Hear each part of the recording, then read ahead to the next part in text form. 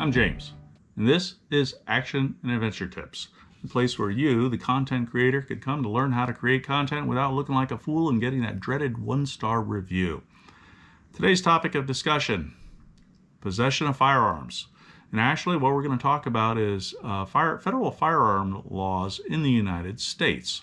Because a lot of you are based in the United States, you're probably creating content that is based in the United States. And if you're creating content about firearm, it's probably pretty good if you know something about the laws. So let's start off with the fact that prior to 1934, there really weren't that many gun laws at the federal level. Matter of fact, I can't really think of any. I'm sure there probably were, but if they were kind of restricted to restricting the rights of blacks for all intents and purposes. Mainly because, the government and the white citizens did not want blacks to have guns prior to the Civil War. But anyhow, in 1934, Congress passed the National Firearms Act, and this came about mainly because of the violence caused by the Prohibition Act, the one that prohibited alcohol from being sold and manufactured and purchased and all that fun stuff. So anytime you get a prohibition, look at anything, you will always have violence. Well, at the time, if you wanted to, you could actually go down to your local Sears or even just pick up those Sears catalog and order, if you wanted to, a fully automatic Thompson submachine gun. You could order any type of weapon you wanted. It was basically a free-for-all. Very capitalistic in that regard. Well, in 1934, Congress passed the National Firearms Act, which kind of put some restrictions on things, such as, first off, they wanted to really restrict pistols because they were being used a lot for crimes, but they had a hard time getting that one through anyone because, let's face it, pistols are ubiquitous throughout the United States, even back then. I mean, think about the cowboys and all that fun stuff. So rather than passing a bill against pistols, what they did is they passed a bill that restricted things such as short barrel rifles, which is any rifle with a barrel length less than, at the time, 18 inches and now 16 inches. Short barreled shotguns, any shotgun with a barrel length under 18 inches. And both of them had to be under 30 inches, I believe, is the overall length. And suppressors, which are also known as silencers, which is something you attach to the end of a rifle to actually suppress the sound to make shooting less noisy. I mean, it doesn't eliminate the sound by any stretch of the imagination. It just makes it less noisy and is, pretty much a norm throughout many parts of the rest of the world. When I was in New Zealand, you could walk right into a store and there they have the rifles with silencers on them. Why? Because they don't want to annoy the neighbors when they're out hunting. So, anyhow. And it also restricted machine guns. Now, what is a machine gun? If you're thinking of a big Mod Deuce, the M2 spitting out 50 caliber rounds at 400 or 500 rounds per minute, yeah, that's a machine gun. But so is the M16. So any rifle or pistol that can actually fire multiple rounds with a single function of the trigger, that is considered a machine gun. Now, does this mean you can't own it? No, not at all. You can own those, but you just have to jump through a few hoops and at the time pay a $200 tax stamp. That's what made it legal. It's not a prohibition, it's just a tax on an item. If they wanted to prohibit firearms, they would actually have to have an amendment to do so. Well, $200 back in the 1930s was a heck of a lot of money. I mean, income was measured in just a couple of $1,000s per year. But $200 in 2023, that's considered chump change. So now, if you want to, you just pay your stamp, you can get your short barrel rifle, or you can make it if you do so legally. You can get your short barrel shotgun, or make it if you do so legally. The same with the suppressor. You can't do the same with a machine gun, though, in a way. Now, you can purchase a machine gun, but it had to have been built prior to 1986 and in private ownership, and I'll cover that in a minute. So anyhow, that all worked well until President Kennedy got shot, and then they said, we really don't like this idea of people being able to just order guns out of catalogs and shooting our president. And even the NRA supported this. So what happened is the 1960 Gun Control Act, which basically regulates interstate commerce in firearms. So now you can't just order a shotgun or a rifle from the Sears catalog, if Sears even still has a catalog. I don't even think Sears is around anymore. Well, let's say you can't just order it off Amazon. where you could have prior to 1968 if Amazon and the internet had existed back then. So that kind of regulated it. It also created a list of prohibited persons. Who was prohibited? Well, generally felons. There's a whole list of them. I'm not going to get into it, but that was revamped and included, the evil users of marijuana. So yeah, if you use marijuana, you could not legally purchase a firearm. Matter of fact, I believe Hunter Biden was actually charged with being a prohibited person and lying on his background, the form necessary to actually purchase a firearm from a federal firearms license dealer, which is a felony at the federal level. So now you have all these prohibited persons who aren't allowed to own firearms, and typically they are felons, although people who also commit the misdemeanor assaults on family members, i.e. domestic violence, are also generally prohibited. You now had to purchase new firearms that were crossing state lines through a federal firearms licensed dealer, somebody who actually works in the business.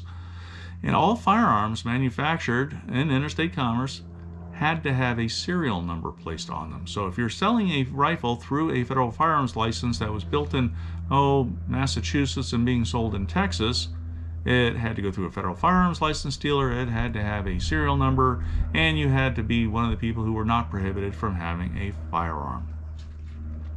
Okay, could you still have a machine gun? Oh yeah, you could still have a machine gun if you could buy one, and they would actually sell them. So, but along comes 1986 and the Firearm Owner Protection Act. And the whole idea here was to protect people who were transporting firearms across state lines so that they wouldn't get arrested for carrying a firearm that was prohibited in one state but allowed in another. For example, let's say that you wanted to travel from, let's say New Hampshire to Virginia. There are a bunch of states that are really restrictive. Among them are Massachusetts, New York, and New Jersey. Well, you were supposed to be able to have safe passage through those if you're doing it in a reasonable time, i.e. you're not spending time touring or anything like that. The firearm was inaccessible, it was locked up, and it did not have ammunition with it.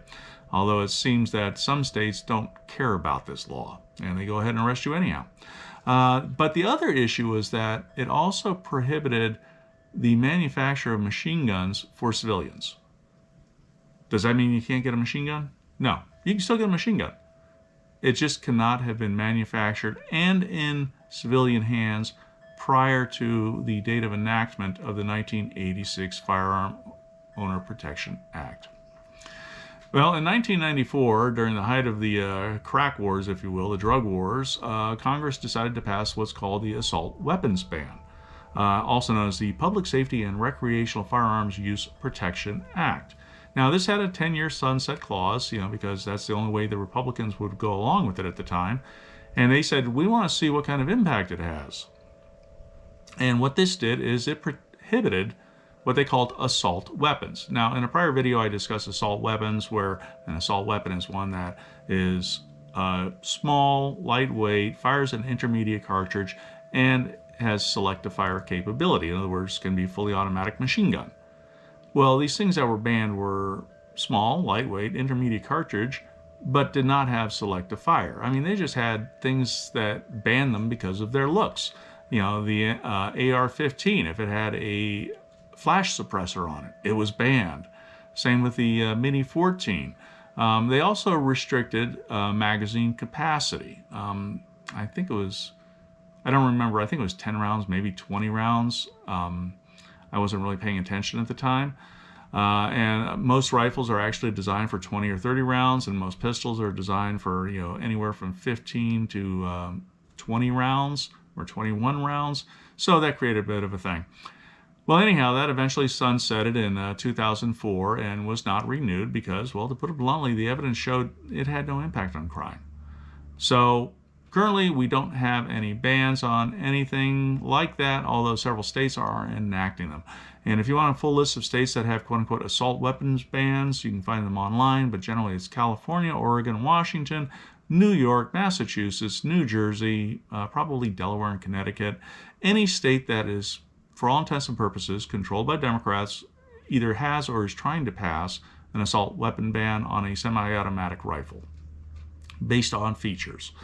So that's it. Now, what is a assault weapon? As I mentioned, the definition, Britannica.com comes up with these: select to fire, intermediate cartridge, usually a detachable box magazine. Actually, not usually. They all do.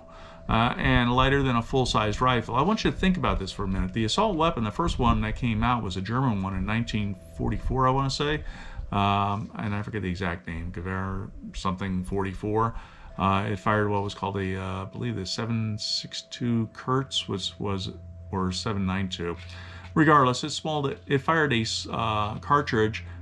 It used a cartridge that was smaller than the military standard bolt-action rifle, which was designed back in the 1880s, if you recall the Mauser. So all these militaries are looking for a way to put into the soldier's hand a lighter rifle with more firepower. And that's what the assault weapon did. It allowed for a lighter rifle to be carried, which meant that the soldier could carry more ammunition. And they found out also that combat ranges were generally not over 300 yards. And so these things are accurate, usually up to 300 or 400 yards. As I recall from my training on the M16, the maximum effective range was 460 meters, which is a little bit over 460 yards, if you will. Meanwhile, 30-06, you can hit something out to 1,000 yards. I've hit targets at 1,200 yards with a 308, which is a step up from the 5.56, the intermediate cartridge. So there you have it. I hope you learned something, and please realize that these laws do not prohibit people from having machine guns. It just prohibits them from having machine guns that were manufactured after 1986. Which includes things such as the Glock switch. What is the Glock switch? Well, the Glock switch is a little device that you can replace a part in your Glock slide, which pushes down on the sear so that when you pull the trigger, it's fully automatic. You can Google Glock switch. Matter of fact, those things could be made with a 3D printer.